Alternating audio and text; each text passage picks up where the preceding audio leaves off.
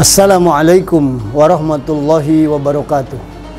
Alhamdulillah, alhamdulillahilladzi ja'ala al-islama tariqan sawiyan wa wa'ada lil mutamassikina bihi makanan aliyan.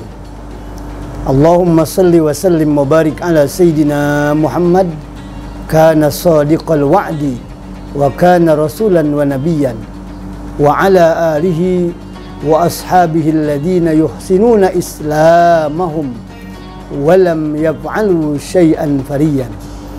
Ikhwatal iman, hadanallahu iyyakum ajma'in. Islam dan toleransi adalah bukan persoalan barang baru, karena Islam sejak awal memiliki watak yang begitu toleran terhadap perbedaan. Rasulullah sallallahu alaihi wasallam semenjak beliau diutus menjadi nabi pada usia 40 tahun. Kemudian beliau diberikan tugas untuk menyebarkan dakwah. Dimulai secara perlahan-lahan yang disebut dengan periode sirriyah.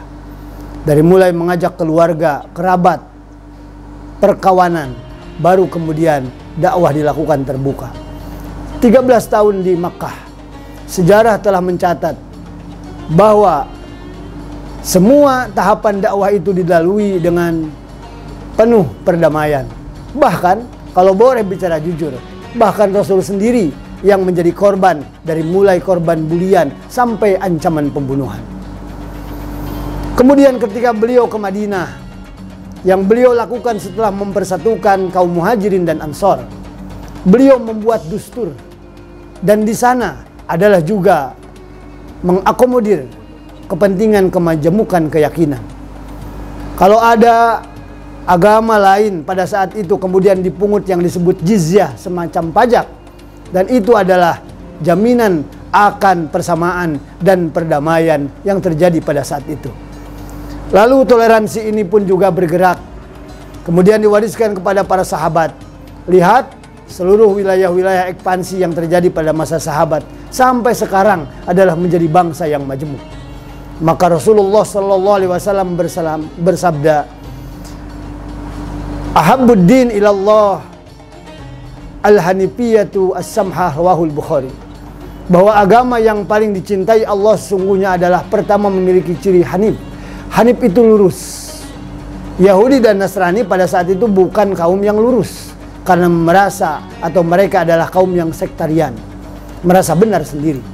Meskipun sekarang pada kenyataannya mungkin ada oknum golongan, oknum mazhab tertentu yang kemudian menyatakan paling islami dibanding yang lain. Itu hal lain, bukan adalah mewakili Islamnya, tapi mereka adalah sekte bagian daripada Islam itu sendiri. Berikutnya yang kedua adalah Islam itu memiliki ciri as-samhah. Samhah itu toleran, ramah. Lihat Rasulullah usia 35 tahun didapuk menjadi seorang al-amin yang bisa dipercaya menyelesaikan konflik antar kabilah. Rasulullah al-amin. Maka sudah tidak aneh ketika Islam itu mudah menyebar. Satu, Islam secara watak memang tidak pernah memaksakan. Al-Baqarah 256, la ikraha fiddin. Tidak boleh ada pemaksaan dalam agama. Qad tabayyana rusdu minal ghoi. Sudah nampak jelas mana petunjuk, mana kesesatan. Karena Islam itu ketika diamalkan akan sejalan dengan akal sehat.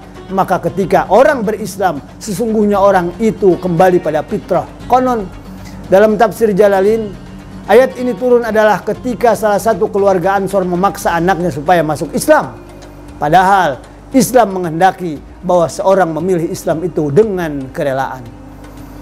Barangkali kita sebagai umatnya yang tinggal saat ini, bagaimana untuk terus meresapi, menghayati nilai-nilai kemajemukan dan pluralitas itu. Kemudian kita tidak hanya menerima perbedaan sebagai sebuah konsekuensi toleransi, tapi kemudian kita mengakui bahwa Allah menciptakan rahmat dari perbedaan itu.